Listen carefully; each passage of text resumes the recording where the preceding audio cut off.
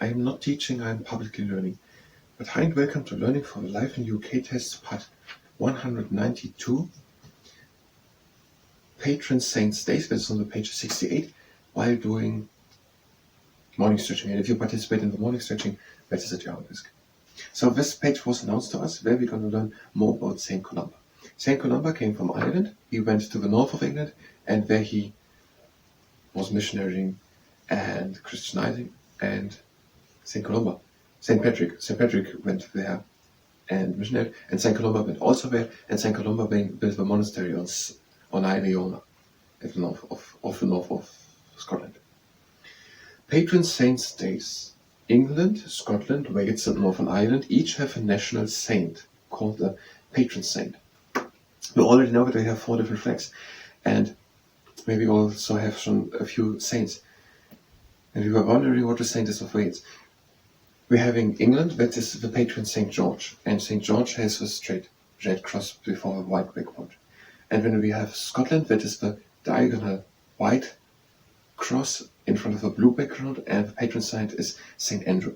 And when we're having Ireland, that is the diagonal red cross in front of a white background, and this patron saint is St. Patrick. And Wales was the dragon, I think it was white and red.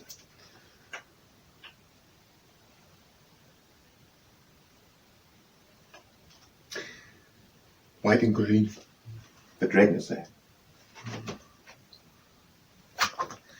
White and green, the dragon is there.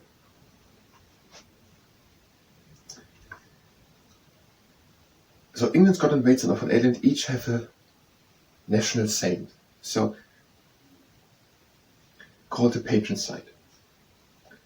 So it is believed that they are protecting the country or something like that. They have a patron saint. Each saint has a special day. So the 1st March is St. David's Day in Wales.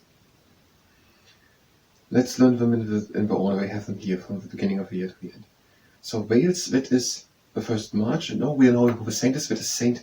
David's, or St. David, and it is now St. David's Day. And St. David Day is in March, the 1st March.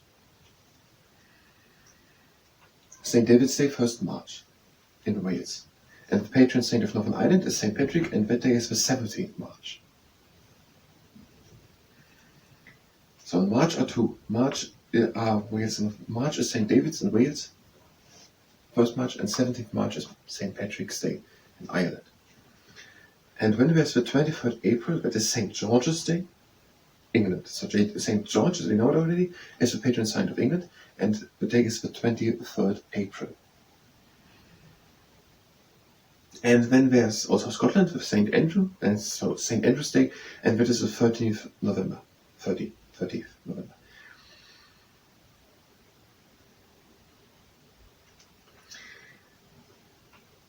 Only Scotland and Northern Ireland have their patron saint's day as an official holiday.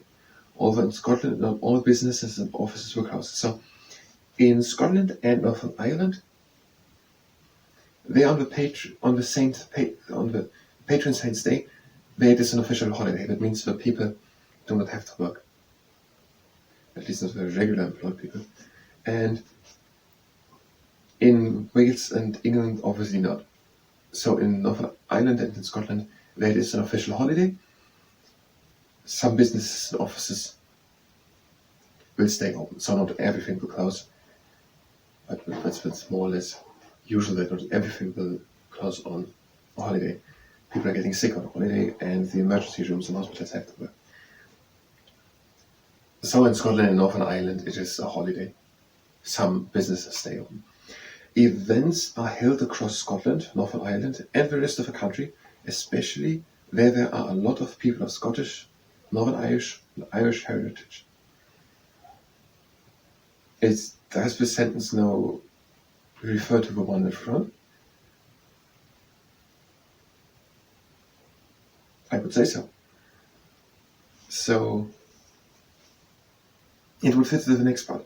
While the patron saints' days are no longer public holidays in England and Wales, so they were once public holidays, but they are no longer in England and Wales, they are still celebrated. people and small festivals are held all over the two countries. So that sentence belongs to the one. Okay, so in England and Wales it is not anymore an official holiday, but there are people celebrating that day, the patron saint's day, and that happens with parades and also small festivals in different areas of the countries, Wales and England, and in Scotland and Northern Ireland it seems to be, it's not only a bigger holiday, but it gives the people also the opportunity to do festivals and parades, but it seems to be celebrated quite a bit. And also, if in other areas, we heard that some Irish people, after the potato famine, went to England, if they are living in Manchester, which is in England, for example, but there are also then fests for St. Patrick's Day, for Ireland, or for Scotland, also for St. Andrew's Day. And Westminster Abbey has been the coronation church since 1066 and is the final resting place of many monarchs.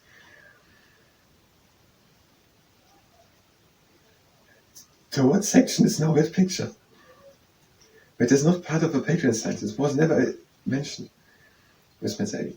But we're having a picture.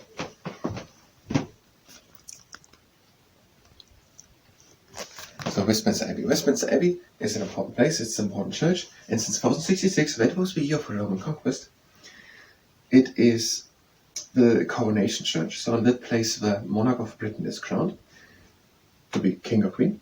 And it's also the resting place for many monarchs.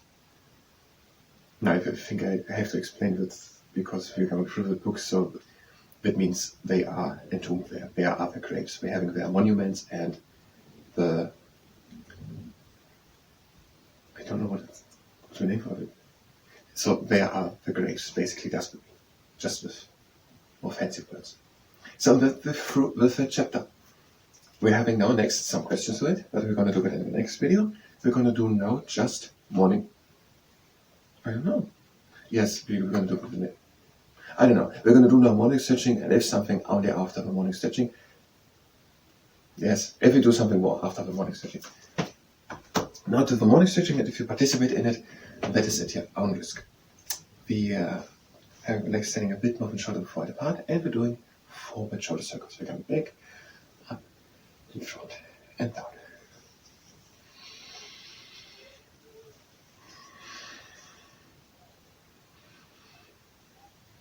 And the last round, back, and front, and down, and now in front, up, back, and down, backward shoulder circles.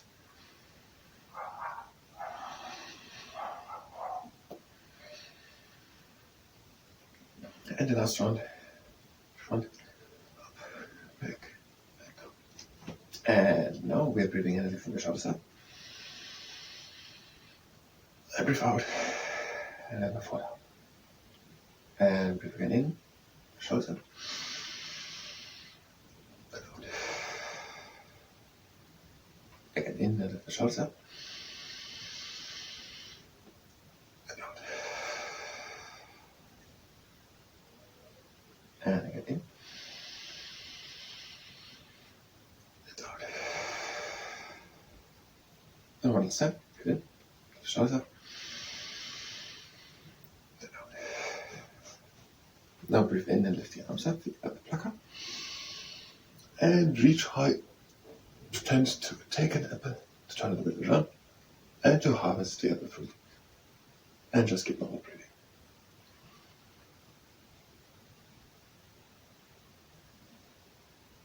And a few last ones.